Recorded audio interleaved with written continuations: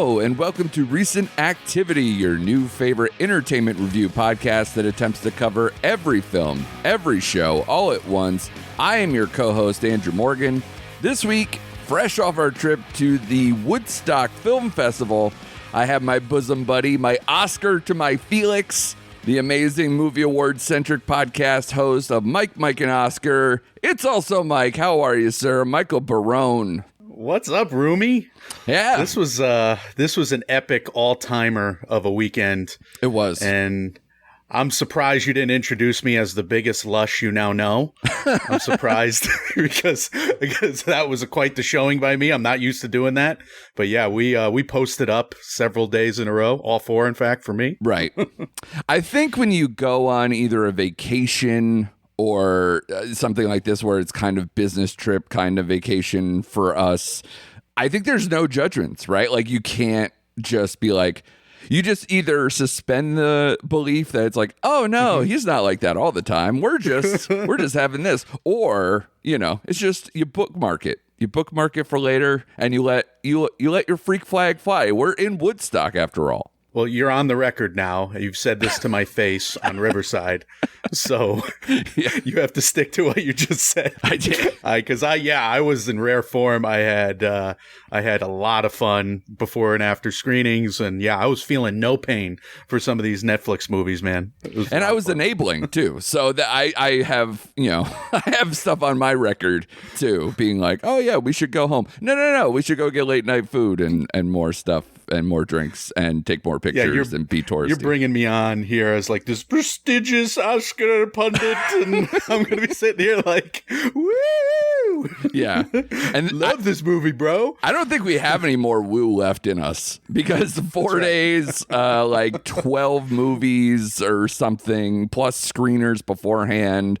Plus, for me, seeing A House of Dynamite, one of the movies we're going to cover on this podcast, because we are going to do the full Netflix shakeup. I had to drive, an hour plus out of my way with 2 hours plus coming back for traffic and stuff to go see that in a movie theater. So, yeah, it's been a lot in the last 5-6 days for us. Also, be sure, selfish plug, go check out my latest review, Good News.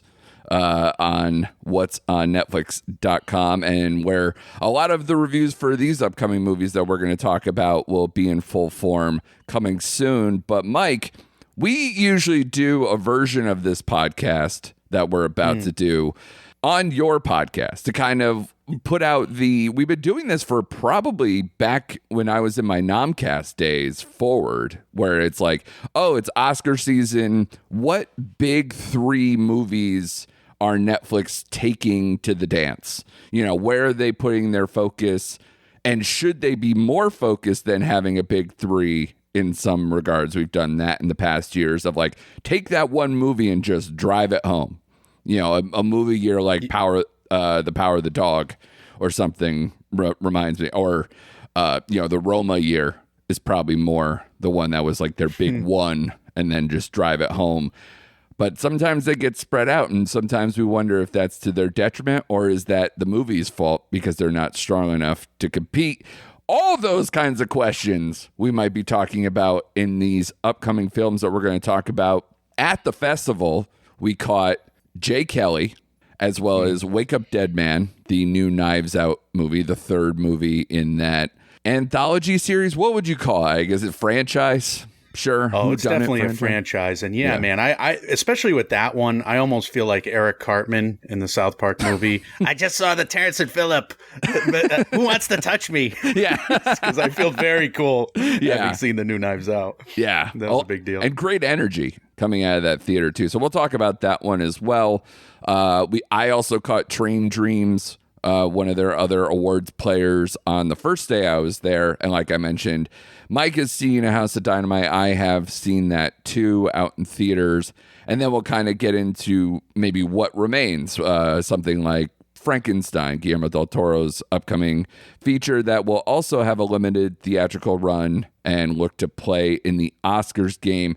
Let's start with Jay Kelly, Mike, because that was, again, we're not bright men. I want to put it out there that when we schedule some of these things, it does get a little messy at times, whether it's a circumstance of like a fourth movie on a day that starts at 10 a.m. and ends at 11:30, something like that. That's a long day. Sometimes you can get lost in the weeds. This one was kind of similar, where it's like last day of the festival, last movie of the festival, late night with 2.5 hour drive or whatever home, staring you in the face. So all kinds of things can distract.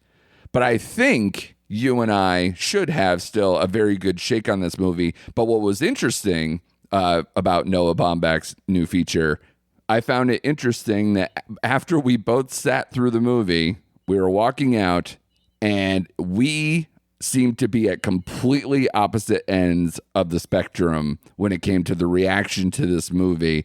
So you being the more positive person of this movie, which, by the way, a star-studded affair: George Clooney, Adam Sandler, Laura Dern, Billy Crudup, Riley Keough, a movie about movie stardom and the trappings of such. A famous movie actor, Jake Kelly, embarks on a journey of self-discovery, confronting both his past and present, accompanied by his devoted manager, Ron, who is the aforementioned Adam Sandler.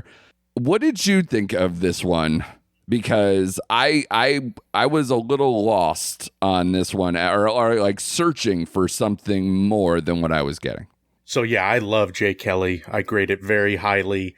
This was, for me, like one of the best ways to end a long day and a long weekend, because I was laughing, I was having fun with the movie about show folk, about showbiz. I'm always going to be in the bag for that, because I'm like totally fascinated by all these true Hollywood stories, and these are some big fish tales surrounding this main character of Jay Kelly, played by George Clooney. And you throw in a structure of A Christmas Carol, which is one of my favorite stories of all time. It is the classic of all classics from Charles Dickens, and I'm surprised more writers don't go to that well more often. But I had so much fun on the ride home, just like going, oh, who is Jacob Marley? Who is the ghost of Christmas Present? Christmas Past? Boom, boom, boom. Right. And they did really follow that. And I thought that was very cute and very fun. To your credit, or to your points, I mean, it's not a perfect movie. It has some detractions. I thought they hit the main theme like way too much. Yeah. Like, we get it the first time, perhaps. He's choosing to be a movie star over being the best dad he can be. I got that much from the jump.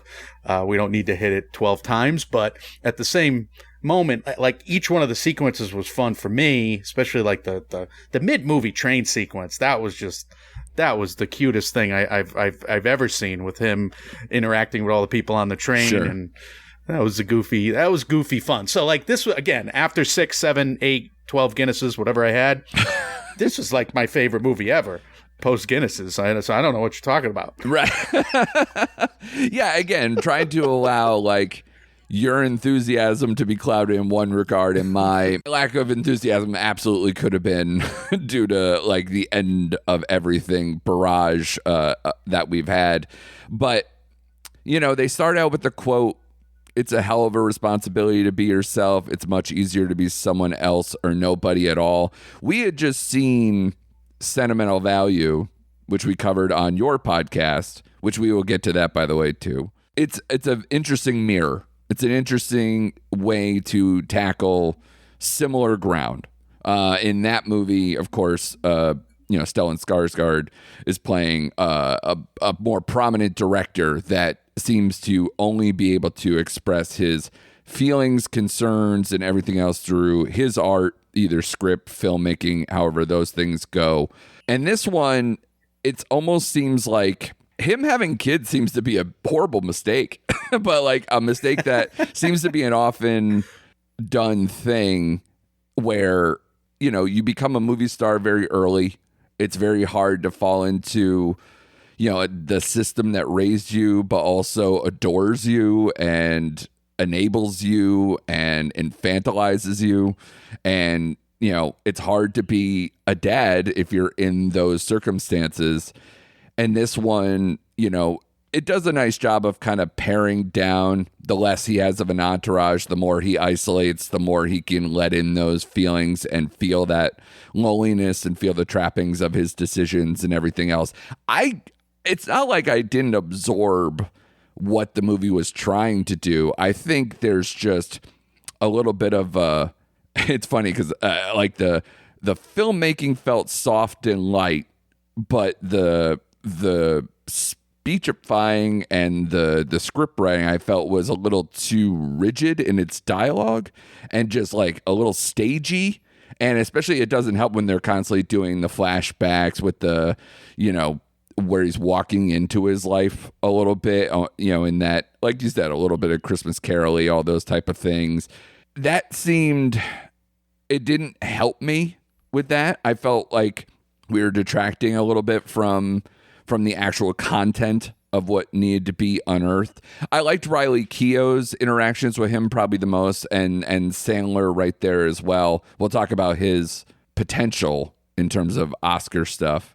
But yeah, I just feel like this movie is not only it felt like going over well-worn territory, being that we just saw Sentimental Value, but also well-worn territory where I felt like, I'm looking at Lost in Translation, Funny People, movies like that I think also are flawed in certain ways, but I think maybe do this a little more effectively and with a little more of consistency of tone and script.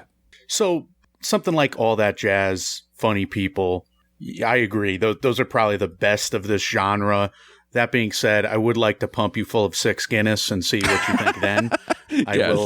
I will wait with bated breath to see what you think after a rewatch. I don't know if you were in cranky mode, because that was the thing. I couldn't tell you. You were hiding it well if you were, but we do get cranky. I was probably a little cranky after the Wake Up Dead Man, or during the Wake Up Dead Man finale, perhaps. But right. I do have to say, like, to me, this probably, for somebody who does not have kids, who doesn't have to live that reality, right? You have to live it. You're in it.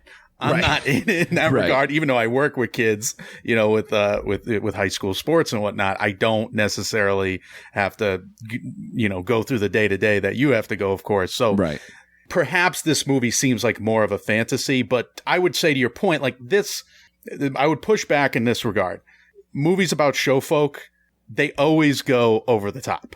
Sure. Like the height of it is like a Bette Midler movie where she's like, I can't go on, I can't go on, I can't go on, and then she goes on. Of course, they're going to be fully over the top dramatic, and this movie had some of that throughout, of course. Right. And then you put in a very polished structure that they fit. They really fit it in nicely to the A Christmas Carol structure.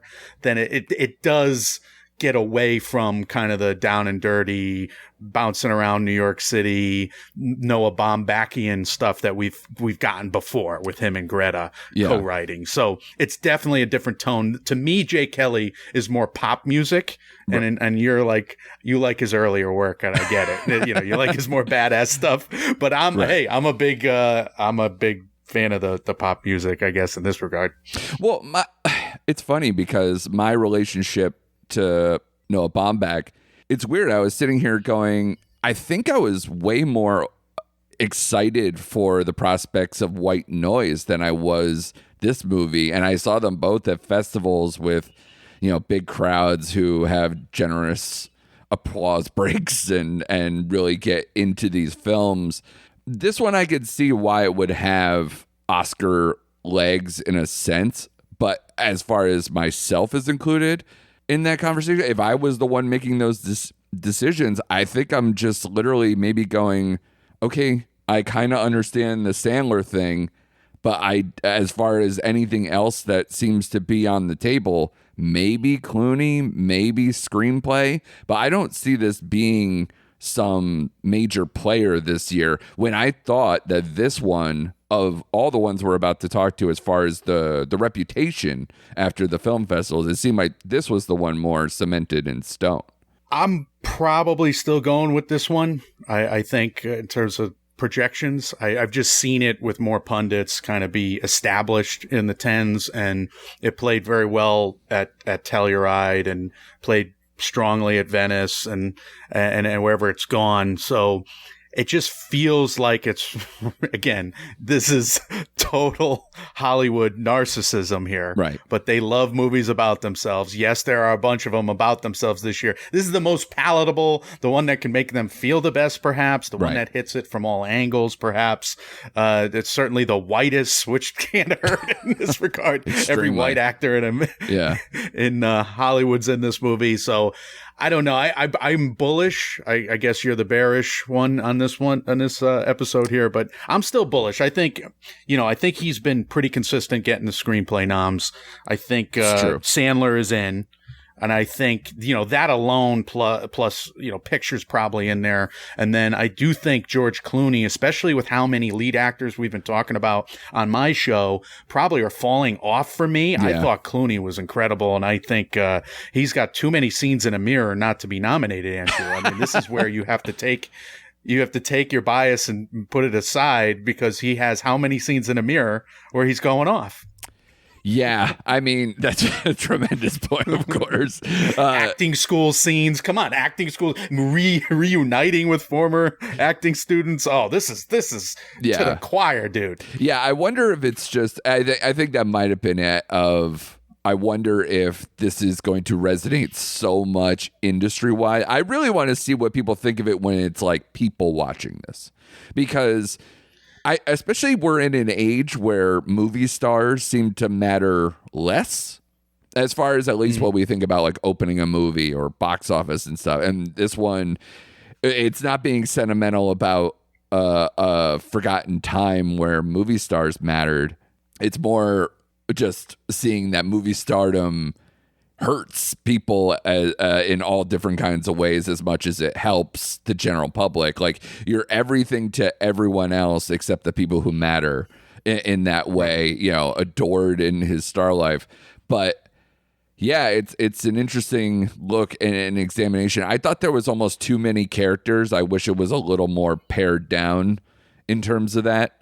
But obviously the movie, I think, gets better as it goes along, and definitely sticks the landing, and it never loses its theme. I just think it might be a little heavy-handed, a little generous, redundant, perhaps. Yeah. I would say this to play a little devil's advocate against my positivity here.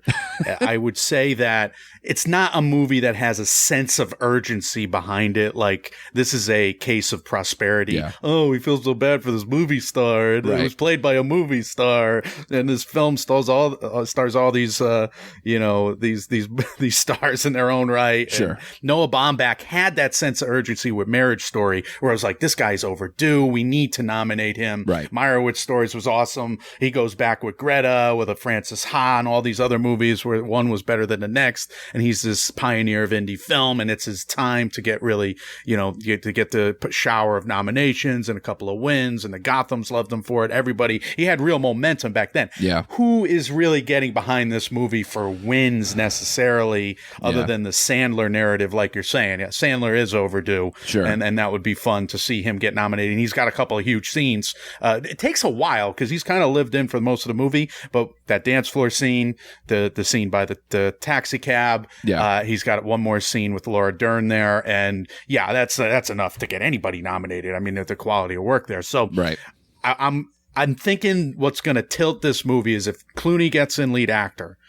And if people can get behind him there, then it sounds like this is like a 4 or 5 nominee movie, probably more like 4. Baumbach won't get director, but screenplay, picture, and the 2 actors is my guess right now, but we'll see.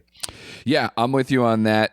We can move on to Wake Up Dead Man. As you mentioned, that we talked about Rian Johnson here for his 3rd time in the Knives Out franchise, going to get a limited release again ahead of its streaming debut. This is, of course, led by Daniel Craig as Benoit Blanc with a star-studded cast. This guy gets amazing cast every single time he dials up a new whodunit. This time it's Josh O'Connor, Josh Brolin, Kerry Washington, Glenn Close, and many, many others. When a young priest, Judd Duplessis, is sent to assist charismatic firebrand Monsignor Jefferson Wicks. It's clear that all is not well in the pews. After a sudden and seemingly impossible murder rocks the town, the lack of an obvious suspect prompts local police chief Geraldine Scott to join forces with renowned detective Benoit Blanc to unravel a mystery that defies all logic. I gotta say, like, it's hard not to, when these movies come through, you have to see a couple of things. One, it's always easy to be like, how does this power rank in terms of the Knives Out franchise? Like, is this better than the last? Is it the better of the franchise? All those type of things will go through your head. The immediacy, though, is that we saw this with a large crowd on a Saturday or Friday night, big crowd at the festival, and people were really into this. And there's a lot of laughs and a lot of entertainment value. With any of these Knives Out films, it seems like the first one really captured something with having awards players and, you know, going that way. It seems like going forward, I don't know if that's ever going to happen in the same kind of fervor, but I'll tell you, man, I liked this one, at least as far as entertainment value and consistency, more than part two. And it's just another perfect I'm a lover of Poker Face. I think Rian Johnson is just built for this, and he makes them so well done and so well casted. And Josh O'Connor is just becoming a star in front of all of us. And this is the biggest stage he's gotten so far. Well, I'll tell you this. I think if I'm power ranking the performances in the three films, this set of performances are top-notch, highest level yet. I mean, Glenn Close, Glenn Double N there from Connecticut, yes. Connecticut's own Greenwich, and she's fantastic. She's nominatable, I think, and it's a larger supporting role.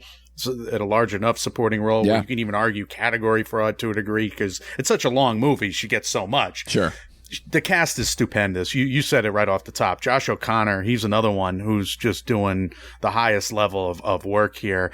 And who doesn't want to hang out with Benoit Blanc? We knew that after the first movie. He's a Kentucky Fried genius, and he is somebody we wanted to hang out with for 10 more movies. Right. So, of course, like, this movie had the highest floor to me of the series. I was worried about the second one that they would pull that off and or hit lightning twice. Sure. But yeah, you're right. He is made for this, Rian Johnson, and everybody's pulling their weight from Hawkeye to Thomas Hayden Church to the smallest roles to the guy who keeps showing up, like his best buddy from Brick keeps showing up. It's funny when he shows up. But yeah, man, I mean, this is there's like 20 good laughs in this movie. There's a bunch of good twists.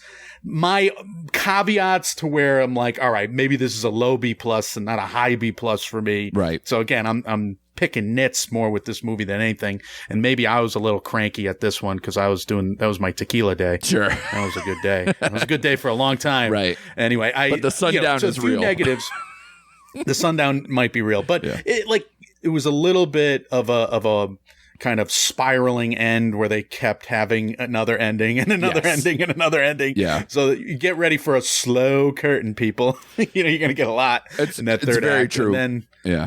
And then otherwise, I felt like, I wanted even more Benoit Blanc, because he gave this message before the film. He's like, oh, we want to keep characterizing Benoit Blanc. I'm like, well, you didn't give us much more about him in this episode. I would like even more and, keep his story going. Because the last movie, we saw him at his apartment. We got to know Benoit. We really didn't get much more information. He was just kind of there. Right. We see how his mind works a little more in a Hercule Poirot way. Yeah. But I don't know about more characterization for him. So he could still get the featured role in more of these movies. But I mean, if they don't get one of these movies out of him every 4 or 5 years, we're missing out because he is just absolutely in the zone once again. And this movie does please at the end of the day, even if it's too much of a good thing, which is how can you complain about that? I am. Yeah. But This is where you nitpick like an Oscar pundit. Sure. You can turn into a jerk. But no, there's no way this movie is not going to be a crowd pleaser and people aren't going to love it. So they're going to love diving into this one come December. Yeah, and absolutely. Like this might be my favorite version of Benoit Blanc, or at least again like an uptick or a return to form, because it's also a meatier part with a lot more humor and theatrics this time around. It feels like. You know, we usually get a lot more of the humor in his deep cast. Like Kate Hudson was tremendous in Glass Onion, that I thought was such a standout in terms of that role. And this time, you know, he's doing a lot of the heavy lifting and literally going through process stuff in a much more detailed way, and almost pulling back the curtain to show Rian Johnson's process too, in some regard, because, you know, literally going back to the classic books, the whodunit books from an older time, seeing, you know, the paring down of suspects and his mentality and how he's working with the police and trying to really open up in terms of that, instead of just being the smartest guy in the room. But of course, you know, the way it wraps up, it always has him being in his classic sense of like, oh yeah, no, I was here the whole time. I just wanted everyone else to kind of come to me in a way, which is interesting, and possibly irresponsible. because I think there was more death and other things to come through. So I don't know. That's debatable, the ethics of Benoit Blanc, but it's undeniable how fun these movies are. And, you know, it's almost, I don't want to say, because I know who I have sitting in front of me, but like, it's almost a disservice to talk about this movie in awards fashion, because it's just, man, these are entertaining as hell. And I hope a lot of people actually do go out to the movie theaters to watch these, because that's what these movies are designed for. So if anything, if you want words of wisdom, like an MMO segment here, words of wisdom, if you have this in your local movie theater, go see it, because you want to see this with an audience. You want to hear the oohs and ahs and the laughs and the engagement that this movie provides, that it's got that factor that we all loved when we watched the first one in the theaters. And I watched the second one in theaters. I don't know if you did in its limited run, but yeah, I still want to watch these every single time in a theater, because they are just that way.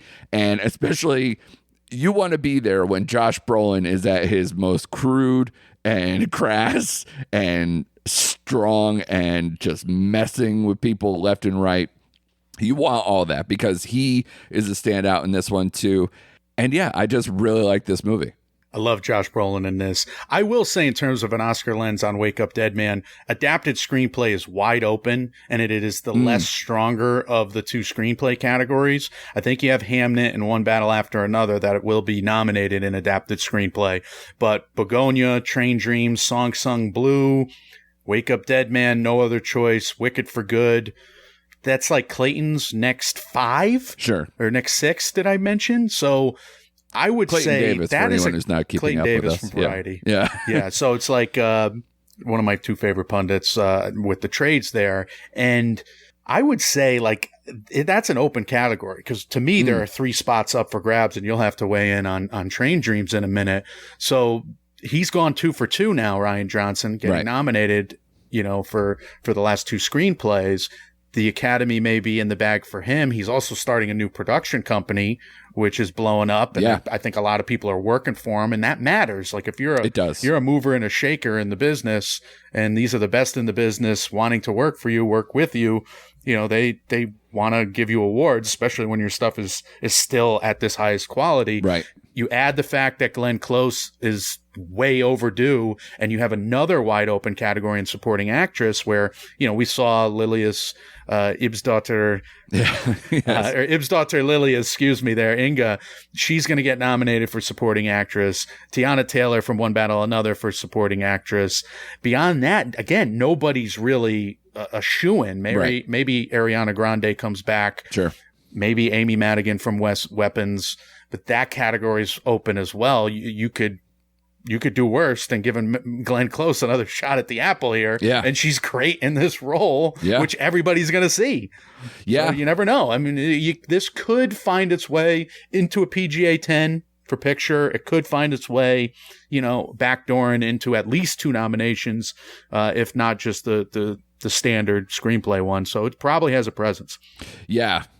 You make a great point about, because we were sitting in 4 days of a film festival, with a lot of people who work in the industry are there, and not just people who are bringing their movies, but just people who live in that area. And there was a lot of moans and groans of like, well, the movie studio system is broken and this and that, but people were championing Rian Johnson and his new company and saying it's like the hottest thing in Hollywood, and really trying to bring a different voice and a different type of structure to the production process. So I think if he is as beloved in that sense as everything that he does, I hear you that it would be a show of strength for this movie if you see something outside of screenplay pop up, a Glenn Close or something, to just be like, oh wow, maybe it will get in the top 10, in a sneak into picture.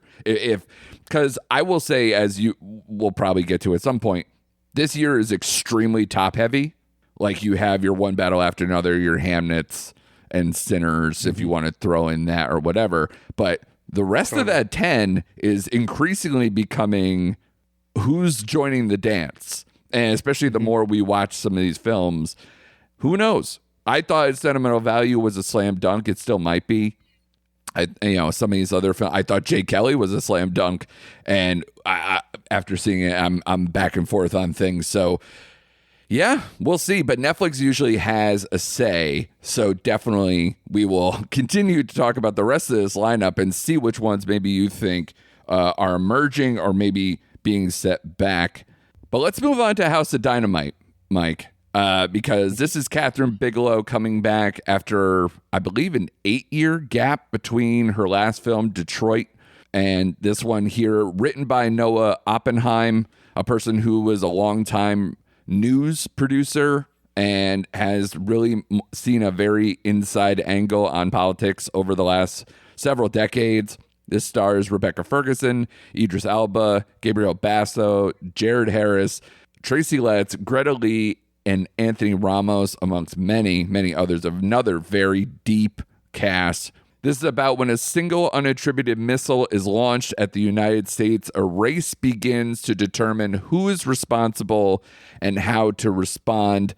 This is what I thought a thorough, exceptionally detailed nightmare, Mike. It is an exercise in the anxiousness that I think lingers in the type of society that we've set up, the political climate that we've set up, the post-Cold War new era of nuclear war that could be.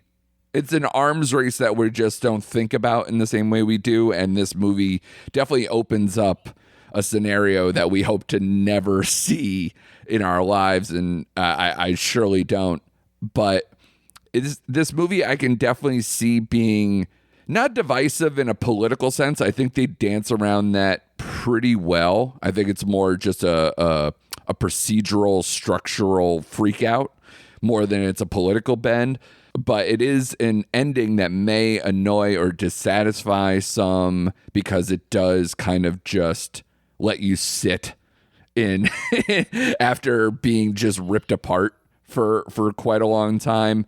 I know when I left the theater, the people I saw it with, they were just saying words like riveting over and over, and I can't disagree with them on this. Also, Mike, I thought about you so much yesterday in regards to this movie, because I thought with the Giants' loss, after all the time you spent with that you were going to be Jared Harris in this movie, jumping off the building after the Giants' loss. So spoiler alert. So yes,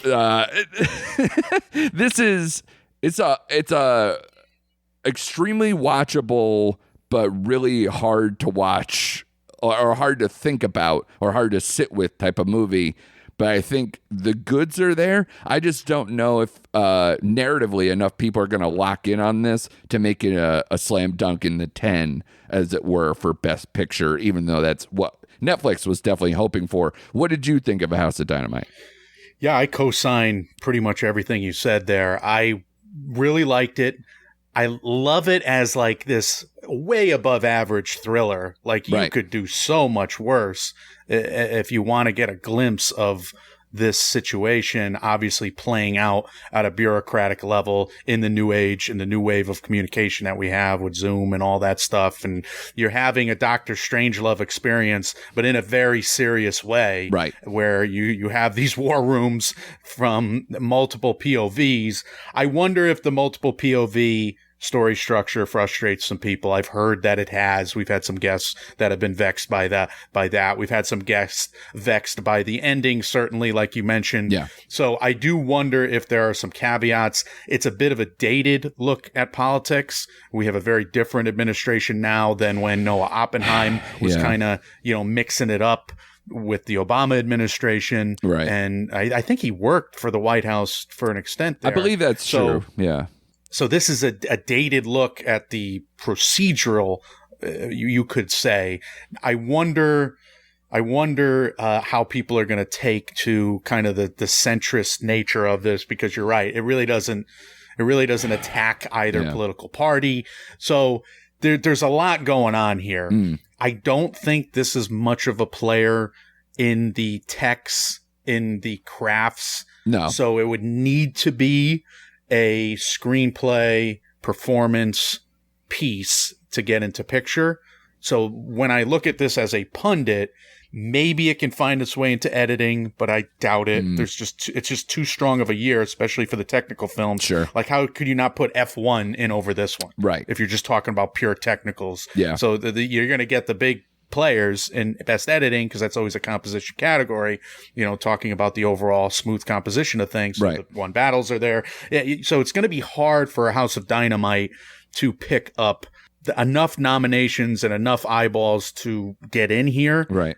And I think it is going to fall off at the end of the day. I've also heard of some tepid responses in film festivals post Venice. Right. Venice was a very positive response, but the festivals after that seem to have a lot of detractions for A House of Dynamite. So you said it earlier, and I agree with you. When there's a tight race, especially a wide open race in like the back 5 of Best Picture, let's call it. Right. Usually, if it's a 10 film race, it could very easily become a 12 film race, which could very easily become a 15 film race, right. which could very easily become a 17 film race, 20 film race. And then the margins are smaller, and it usually goes towards the more watched film. This one's very readily available. Something like Wake Up Dead Man could surprise some people. Right. It's well watched. Weapons, you never know. So I feel like we're in for some surprises this year, if these races stay this tight. Do you think the increasingly international body will respond to this in the same way American audiences will? Because obviously it deals with our own circumstances. But generally speaking, if it makes the Americans look ill-prepared or like jerks, they also respond well, especially in this current climate, to be like, oh, you're not as great and powerful, as it were. And yet it's kind of tame in that regard. So it pulls some punches in that regard. Right. So, how much of a political fist in the air movie is A House of Dynamite going to be? Probably not much. It really needs to be, we love Catherine Bigelow. We love Noah Oppenheim. We love this ensemble. Right. We love the movie. It's that simple. So I'm not, again, it's like, what's the sense of urgency in nominating this? Sure. If the political landscape, God forbid, changes and we are dealing with, more of a sense of urgency in that regard, God help us. Yeah. How many more jinxes can I do this episode? So at least stop myself there. Right. But, this one to me is going to fall off in terms of its bona fides, but maybe I'm wrong. The bigger pundits at these huge outlets still have it in their top 10. So we'll see. Yeah. It's one of those that I thought if it's the movie's so strong and they can somehow get Bigelow into the director 5, that we'd have a conversation here. but I don't think that's going to be the case, because the way I kind of bottom lined it leaving the theater, and I don't know if you agree, is that this may not be the most decorated film of the year, but definitely one of the most important. And I don't think that is going to translate into awards stuff down the line, especially because it's such a spread out character movie. It's very much an ensemble. I thought Rebecca Ferguson was going to be a much bigger part of this movie, even if it's just a more read and react role. And she's not even that, because of the chapterized switch stance of the POV of where the perspectives of this exercise are going. So I think its structure and its content and its centricity, like you said, might make it, be a stay away with the ultimate awards. But generally speaking, I think people will engage with this a lot, and I think it's definitely worth watching and definitely worth talking about. Totally. Yeah, I'm like a solid B grade on this one. And yeah, maybe if it was like 2 years ago when we were all like worried about politics and we're like, oh my God, we need olive branches, we need to come together. Sure. More of that type of speech would have helped this movie, or that type of sentiment. Right. Now I feel like it's one battle after another, baby, fist in the air. Sure. Revolution. Yeah. Yeah. I think that's where this year is going. Yeah. By the tea leaves. Yeah. It would have been actually kind of nice to see this at Woodstock, quite frankly, because we're literally watching the No Kings protests on Saturday afternoon. It would have been interesting to see that fervor and then see how that crowd reacts to this movie as well in this particular climate. So that would have been an interesting conversation. But like I said, I think its hope is that when people do watch this on Netflix when it comes out, or if they're seeing it in the limited time it's in theaters right now, actually it'll be on the platform on Friday. If you're starting to see more people get into it and see the scores come up and maybe some fervor behind it. But yeah, either way, definitely a watch for me. Train Dreams is one that I caught on the first day of the festival. I know you did not see this, so I'll kind of go a little solo, a little jaunt, but then pick your brain as far as what maybe you've been hearing with its award season potential. This is Clint Bentley's new one, co-written with Greg Guidar, the team that basically wrote Sing Sing and was celebrated in the Oscar lens for that last year, even though the movie was a Toronto film from the previous year. Dennis Johnson novella that they are adapting for the screen, starring Joel Edgerton, Felicity Jones, William H. Macy, Carrie Condon, and Will Patton as the narrator. That thankfully kind of drops off as the movie goes on. It was a good entryway, but we'll talk about structure in a second. This is about a logger who leads a life of quiet grace as he experiences love and loss during an era of monumental change in early 20th century America. This is definitely one of those movies that on its face, like in the trailer and kind of the influences that you can kind of see, Terrence Malick being one of them in terms of this atmospheric, ethereal kind of feel that I thought from the trailer before I saw this movie. I was like, oh God, I have a semi-allergy to these movies sometimes. But watching it, I found it very effective, a very methodical and contemplative movie about a man who's essentially feeling cursed and haunted by his choices while the world kind of pushes past him in a way and makes him more of just a relic and a technological movement into the early 20th century and beyond. And Edgerton sells everything on his face. He is so expressive. I've always loved him, but he's particularly suited for this role just because there's a lot of just longing, sadness, listlessness, survivor guilt that he can just do with just a good close-up and a handful of dialogue. He could do so much, and I enjoy his work in the past, and I think this one definitely is well suited. So can I ask you a question quick? Yeah. How do you rank Joel Edgerton's performance? Because on my show, we talked about Brendan Fraser, Wagner Moura, and we didn't really rank George Clooney in there, but we had one more lead actor from the films we saw. Oh God! Will Arnett, and right. we're getting that category filled in, at least for the top 5, 10, 15 contenders now, right. with Leo and Daniel Day-Lewis and Michael B. Jordan already have come out. Right. So do you have Edgerton above Brendan Fraser, who was probably, I think, your highest with the Wagner Moore Arnett grouping there? Yeah, I think while I really liked him and I think it's well suited and well paired to the movie, I think that this movie is so small, and I don't know. I just don't think it's going to break in a year like this. It's interesting because I don't know. We haven't even seen a new Terrence Malick movie in a long time to even see like what this new Academy feels about his particular brand of stuff. I thought this was a lot more on the tracks than some of Malick's stuff in terms of as far as being able to engage with, and it's short. It really gets to the point. I don't know. My takeaway from this one also was that was really well done. I don't know if this is going to have awards legs, and that spreads to him as well, unfortunately.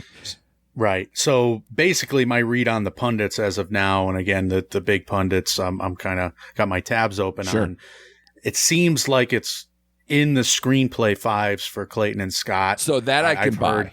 I've heard that it's a strong adaptation. I have the audiobook, which is only 2 hours and 22 minutes, so it's like a novella. It is a novella. It was adapted from that. I wanna read it after, or listen to it after I watch the film. But it seems like cinematography and the adapted screenplay are the two strongest awards profiles right now for Train Dreams. Right. And then it's a bit of a placeholder elsewhere, at least in Scott's or Ann Thompson's list, because movies still haven't come out yet, like Marty Supreme and Wicked and Avatar. And so it's like the number 10 in Best Picture. It's a number 5 in lead actor, number 6 in Scott's case. So it's like, it's probably on the outside looking in at the end of the day. We're probably looking at Train Dreams at the Indie Spirit Awards, maybe at the Gothams, get a tribute, more at these indie film awards like the BIFAs that are about to come on. BIFAs and Gothams are both next week. Right. So we will get a read on,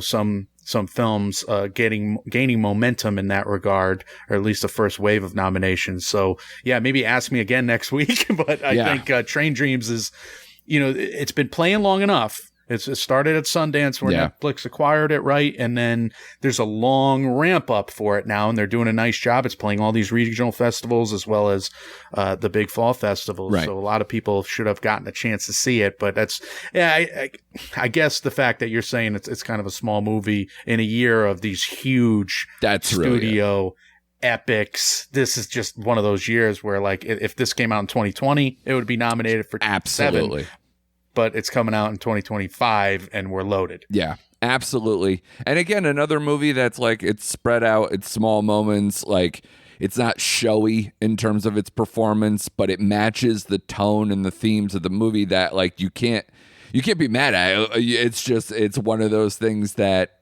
it's gonna be probably not big enough and flashy enough to get enough attention in a year like this. So there's no, like, I gave this 4 out of 5. I put my thoughts out on on socials, and I thought it was a very good movie. I just, I did write down in my notes Best Picture, Best Actor, Best Adapted Screenplay, and Best Cinematography as the thoughts, but I just think they're probably on the bubble for literally every single one of those categories. And we, like you said, we still have stuff to be seen: Avatar, Wicked, Marty Supreme, etc. So that's the tough job here. But I will say something that I think everybody needs to hear, especially because you said F1 earlier. Put Carrie Condon in your movie because she lights up everything. She comes in the middle for just, I don't know, a handful of scenes. She's not a huge part of the movie, but good God, does she brighten up every movie I've seen her in lately. And she is just a staple now to me. I think she should be in so much, and obviously she's getting bigger and bigger roles, F1 being the biggest, I would say, probably at this point. But I think she could be a major player going forward, and she's just a delight. I can't wait to see it, and you're definitely pushing it. And it would be in your 10 for Best Picture. It would be in your 5 for the, cinematography or what? Andrew Morgan is the Academy. I think adapted screenplay is its strongest category, but even then, it's a limited dialogue movie. And cinematography is right there, too. But I saw, say, Hamnet do a better version of what they're doing here, like Chloe Zhao's cinematography maybe ups this one a little bit. And I think if Sing Sing, the fact that they worked on that and didn't get a lot of play with that or a lot of momentum, I don't know if, that will walk so this will run. It's not that kind of a thing. So I think it's just going to be maybe another outside looking in on that one. Which film would have been helped more by an appearance by Bigfoot himself in the woods? Because we had Forest Witches in Hamnet. True. Would the big guy have if he just popped up and went, woo? Or if he just popped up in Train Dreams, right? Which would have been more fitting? Which would have worked better for you? I can't say for certain that Sasquatch didn't work on the railroads, the Pacific, Panhandle there, the Idaho Panhandle. So I think he probably was there, and you just are surrounded by such beefy, bearded men that I just probably overlooked the fact that he was actually there.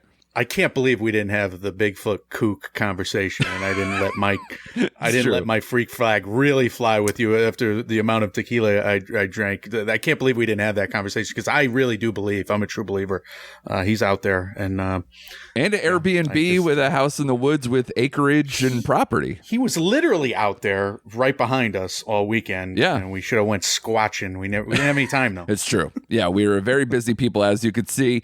So before we get to the two docs that we'll hammer at the end of this, the takeaway I'm seeing as a big picture of looking at what I've seen from them and Frankenstein still lingering coming out of the festival circuit but yet to be released in theaters or on Netflix proper, because I'm seeing that Frankenstein, because it's Del Toro and you're going to have at least one or two big showy performances, that I think Frankenstein can re-enter the chat.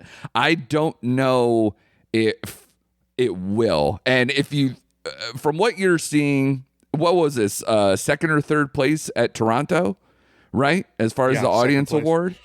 So, I mean, second. That's a big deal as far as these things go. And I don't know how it's been playing elsewhere.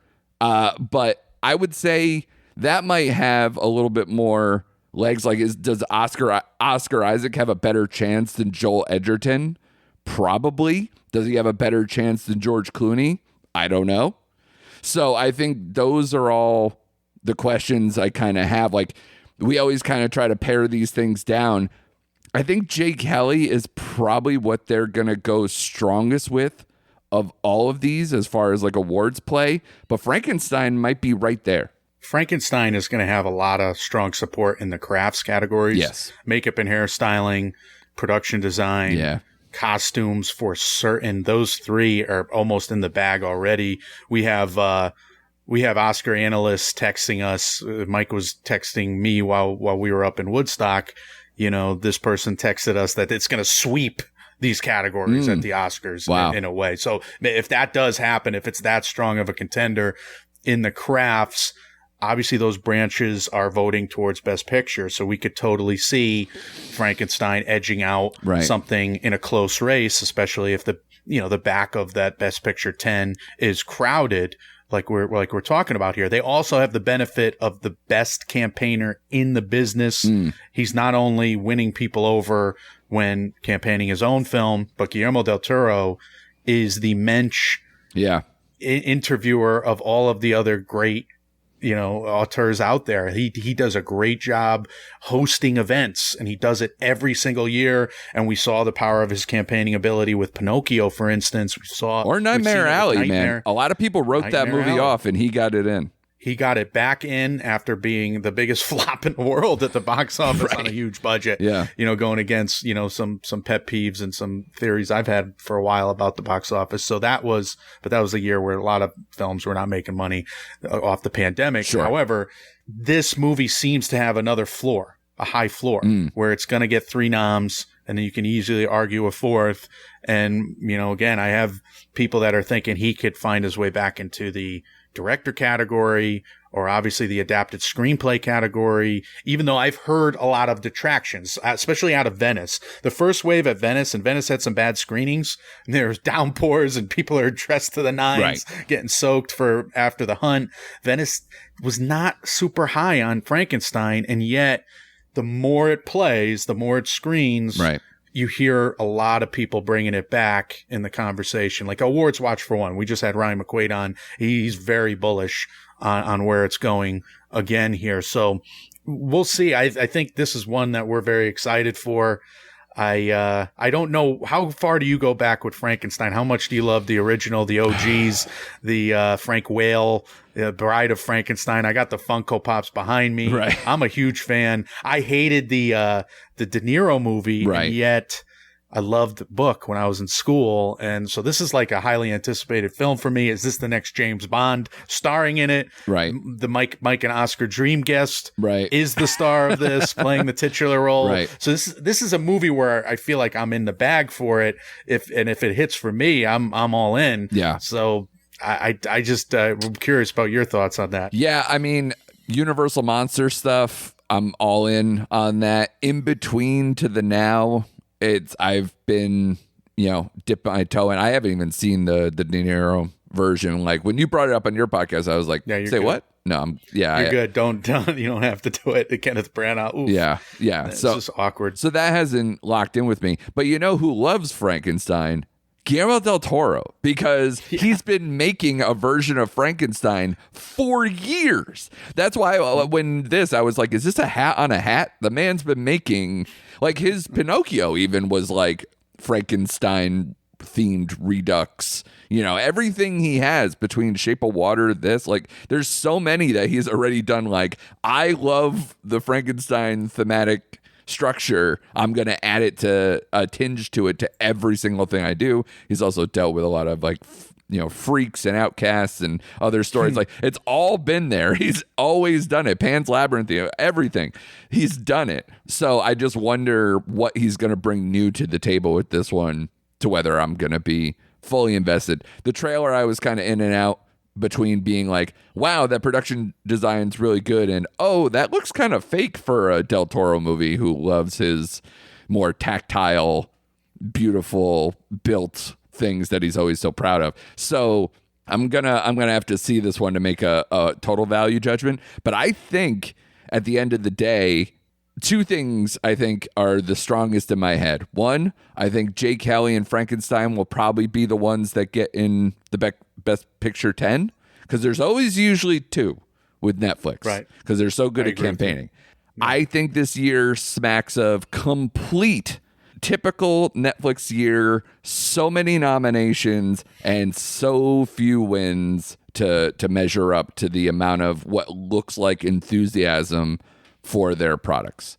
Especially on a lot of their movies are very spread out with not some one dominating performance. Like Clooney would have had the best chance, probably, but we'll see. In this type of year, I don't know if that one's going to translate all the way through. I'll say this in a Robin Williams voice from Good Will Hunting. It's not your fault, Netflix. It's not your fault. Because this year it looks to be like one battle after another, fully loaded for it. It looks to be the acting categories are tilted one way. I think supporting actress is still wide open. Yeah. But otherwise, the lead actor, lead actress is probably coming down to like Leo and Buckley and Sean Penn and supporting actor. And, you could have a top 2 or 3 in each of those categories, where you're fighting for animated feature. And K-pop Demon Hunters, it's got to be the front runner right now in animated feature. And I've seen 3 tremendous Netflix docs. Yeah. And there's a couple more in the wing. So you could have a documentary feature win. That's not what you want necessarily as a pundit covering all the big Oscar movies, right? And you're still kind of waiting for that moment where Netflix can get over the hump. But yeah, I mean, they missed out. They had a winner last year until like Jackson Dart, the fourth quarter. Threw it to the wrong team. Yeah. Darn it all. It's very true. Very true. I brought it up. Oh no. Yeah, it seems like they've been very, very close in certain years, and there's always something that either just goes wrong or they pick that particular year to show, like, if in a split decision, is it their Netflix bias in this era that we live in, of that they, unless it's undeniably the best movie they saw that year, Netflix is going to have a tough time really winning over to win the big awards, the big five especially. Here's what I wonder about Netflix going forward. Let's say Netflix has the front runner next year. Do they give that front runner a 7-week theatrical run? They know it's the front runner. They see it a mile away. Right. They have the goods. Do they change their strategy for an Oscars movie that they think could, should, will win? That's what I'm most curious about with Netflix. If they swerved on us, in later years here. Well, you know what the test case will be because of how their relationship is with him, especially. If they take Fincher's Once Upon a Time in Hollywood prequel, a spinoff, whatever you want to call it, because it has Brad Pitt and it has all the goods and is like semi-franchisey for a proven product, is that the one that they're just like, let's go? Because I don't know if you can sell them on you're going to make a couple $100 million. They don't care about that necessarily. They don't. But you could sell them on, hey, this is the way to win the Oscar. Yeah. This is the way to win the big one. Yeah.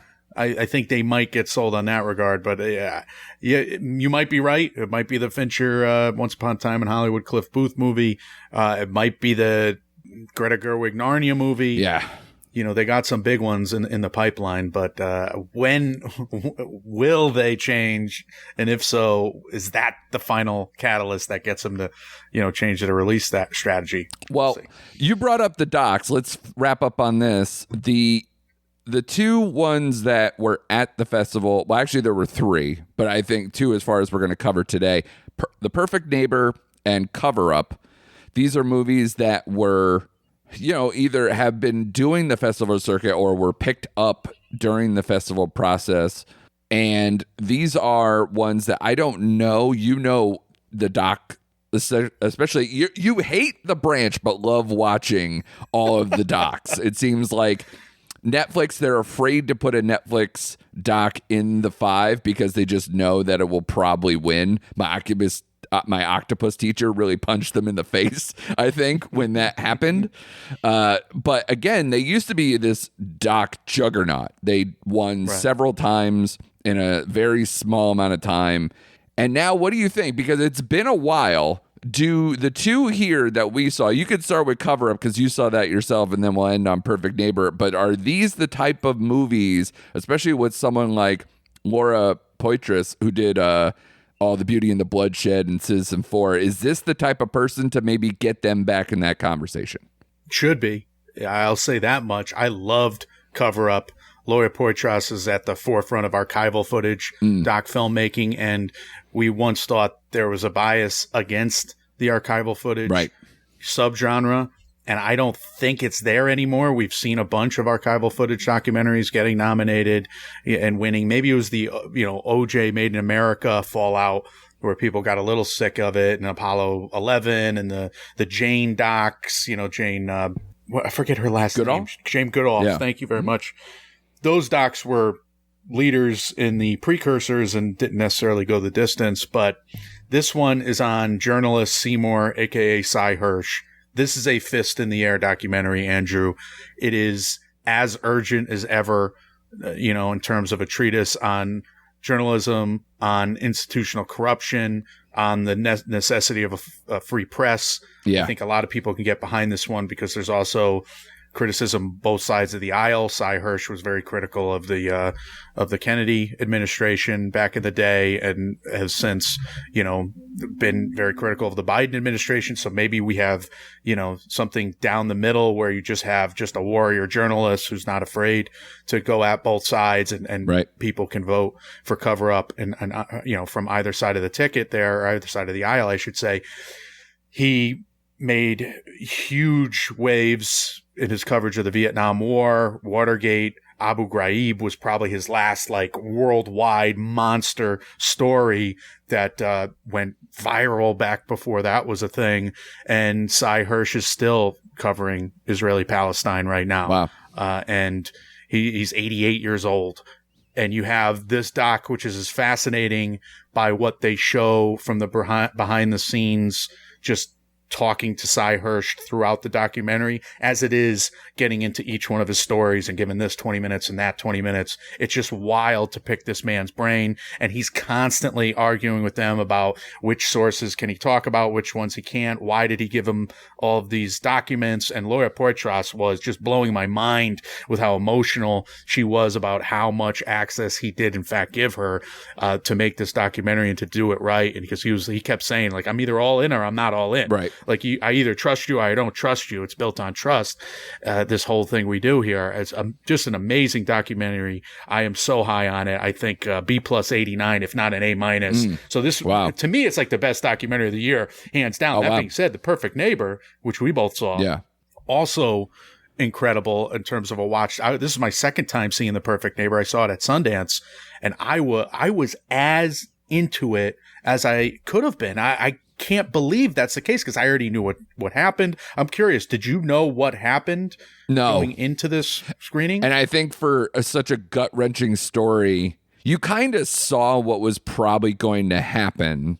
They prologued it to a degree, but you didn't know the court case. But the court case is where I really didn't know it was going to happen, and especially because this movie hinges on the stand your ground laws in Florida, and it's such a hot button topic, and obviously gun laws in this country have been really forefront for a long time. And Florida, as these rules kind of really amped up that fervor for potential changes nationwide, so that way states can't do maybe certain things like this. But it's such an impressive version of, like they mentioned it in the intro at the festival, body cam as cinema verite. It's impressive, just 2 years of body cam footage this person had to go through to kind of conduct the autopsy of a stand your ground encounter with neighbors in this small kind of residential house rental neighborhood in Florida. And it's just, it's about fear, prejudice.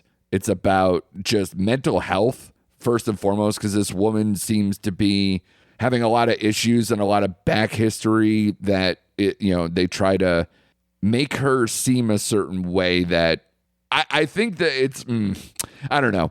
This woman, I don't want to like cast aspersions on anything, but she's a tough person to deal with.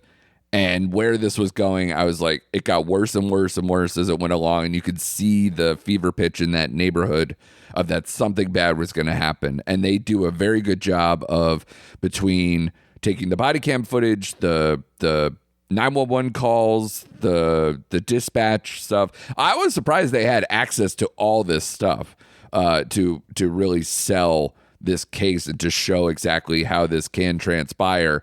And then the conversations of like, could she actually get away with this, and how it goes from there. So I think it's, like you mentioned with this, it's very prescient. It has a lot of current topics and a lot of them, but it's so well done too. And it's like short, it's like 80, 90 minutes. It's very quick. And on Netflix, I hope that this does really well. It fits not only like their dynamics of what they do there, but it also is just so well done that this could really catch fire.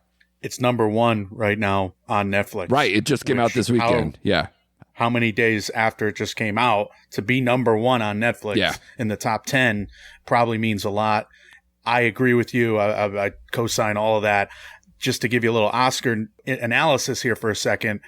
Typically, when this branch gets behind a film, they love innovation of the form. And this is cinema verite told in a way we haven't seen before. We've seen short films use only police body cam footage or only security footage or surveillance footage. We've never seen a feature film, at least I can't remember seeing a feature film shot entirely with this. No. And you get not only that level of access, journalistic access from the police body cams, You get it inside the police stations. It's very much like adolescence to a degree. Sure. And you get the prologue. I'm not spoiling anything. You get the prologue where you understand what's going to come. Yeah. And like the limited series that just swept the Emmys, you get that here. So Clayton Davis has The Perfect Neighbor as his number one. Oof. It is a true crime, it's for true crime fans, for people that are looking for a great thriller. Like, this is real footage. This really happened. If you can hang with the style, and it gets a little discombobulating. So I get if you have some nausea. I didn't have a problem. We were watching it in a big screen, and I was, I was coming off a bender that I was about to restart with you at the next bar, but I was not hungover going into that one, and we had no problems with it. I had a great second watch of The Perfect Neighbor, which I think speaks volumes for it. And I don't see other, like, hands down, must vote for contenders. It could be a wide open race and documentary feature at the end of the day. But this, to me, these are the top two contenders in the category, Perfect Neighbor and Cover Up. Yeah, I tend to agree. I'm glad that Cover Up knocked your socks off as much as this Perfect Neighbor just is destroying people left and right, including myself. So a lot of strong contention there. It'll be interesting to see how the branches filter these through, especially with the Netflix machine. That's always something to think about. But you're doing a great job. Love these conversations. Be sure to tell people where to find you, your podcast, and obviously for me, selfishly, our other podcast episode, we recorded live from our Airbnb in Woodstock to give the non-Netflix movies a full shake on those. So if you're interested in our views on Hamnet, Sentimental Value, Rental Family, The Secret Agent, and many, many more, be sure to head on over to Mike, and Oscar. But Mike, tell the folks what you got going on over there. Yeah, we do episodes of Oscar race checkpoints that are, to a degree, recent activity-like esque. We only parody the best here. What do they call that? Imitation is the greatest form of flattery. But no, I love recent activity. I love how you guys handle your what you're watching episodes every episode. And we do segments like that. And yes, we had a great one live at Woodstock with Andrew Morgan. So go and listen to that. We talk about the travel, the food we ate, the drinks we drank, the travel, a lot of details in between, deer. Oh my God. We got into everything. So that was a lot of fun, and you did a beautiful job producing that episode. I'll have a little more Woodstock coverage later in the week. I'm going to talk about the indie discoveries. We saw a lot of screeners, like you said, going into the festival, and yeah, so that'll be a fun segment. We'll also get into the Woodstock Awards, because we're an awards based feed here at Mike, and Oscar, and Mike and I have a lot of fun with that always. But yeah, there's a bunch of big movies coming down the pike, probably after The Hunt. We'll hit on in that next episode, and then Springsteen, Begonia, one after another, Frankenstein. Those are probably the next three we'll dive into with film studies. And we just did a PTA rewatch, which was a joy. So yeah, thanks for setting me up for that. We're at Mike, and Oscar on all the socials. We're at MM and Oscar on Twitter. Otherwise, Mike, and Oscar, we're available wherever you get your podcasts. And man, this was a lot of fun, and love to keep having you on our show as well. Yeah, Mike, and Oscar is a must listen for me, and I hope it is for everybody else. Go out and subscribe to them and follow them on the socials, and especially if you are just plugged in to the Oscar race stuff, the award stuff, or even just like a realistic view on movies and awards from two guys who just love having a lot of fun with it. And maybe we'll talk a little betting and other things too, like the things that these maybe more stuffier awards podcasts will do. So I definitely appreciate you guys on all levels for what you guys cover throughout the year, but especially now, this is like your high time. So that's wonderful. If you had to guess what will win the audience award from Woodstock, what would you think? I was saying Hamnet on our show. I probably would stick with that. Yeah. Typically, the audience awards go to the films with more screenings. Yeah. Hamnet had 2. Jay Kelly had 2. Yeah. The Voice of Hind Rajab had 2. Rental Family had 2. Probably one of those, but you never know. I don't have a read. I I usually do this. I always have like the last 10 years right. of what the Woodstock Film Festival audience picked.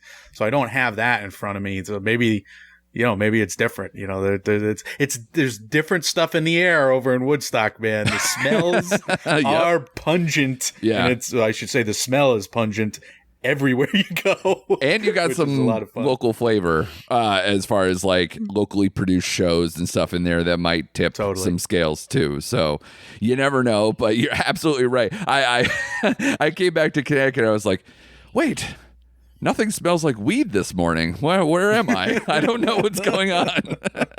But definitely a different planet over there. But we love it for that. That's why we like going back year after year. And that's why I love having you as a roommate now. Possibly looking forward to that year after year as well. So we had fun. We had a lot of fun together. Yeah, and you rated me as a roommate on my show. So if you want to hear how I am as a roommate, you guys can go listen to Mike, and Oscar. That's right. Don't spoil that one now. Yeah, no spoilers there. Absolutely. But this was a dream vacation, long weekend that we made the most of, my friend. Absolutely. Great to have you on, man. A lot of great information, a lot of coverage. We can now hopefully rest. I don't know what that looks like, but we got to go to Shelby Oaks tonight, and you got to go to Frankenstein. Yeah. You're going to drive an hour to Frankenstein this weekend. Yeah. Yeah. Forget about it. Yeah. And then Ballad of a Small Player is a midweek thing for me and everything else. It's going to be a lot. It's going to be a lot in the next few weeks. I am like movie crazy right now. I am just on cloud nine. I'm all giddy. Like, what am I going to do if I'm not watching 2 movies a night? It's true. We just did that. Like, oh my God. I literally woke up this morning, opened up my AMC A-List app. I have to have a movie tonight. Yes. And they have an AMC Scream Unseen. It's probably Shelby Oaks, knock on wood. Yeah. Oh, I'm there. Absolutely. Totally. Well, thanks again, Mike, for doing this. Again, everybody out there, be sure to subscribe to Mike, and Oscar and check out their coverage. And be sure to come back for this podcast at Recent Act Pod on the socials. Subscribe to us and come back next week for more recent activity.